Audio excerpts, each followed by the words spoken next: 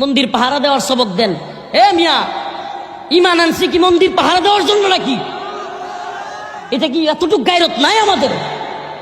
মুসলিম হয়েছি, ইমান আনছি আল্লাহর জন্য। ইব্রাহিমের চেতনা ছিল মূর্তি ভাঙার চেতনা। আর আজকে কি কয় মাদ্রাসা ছাত্ররা গিয়ে কি পাহারা দিবে?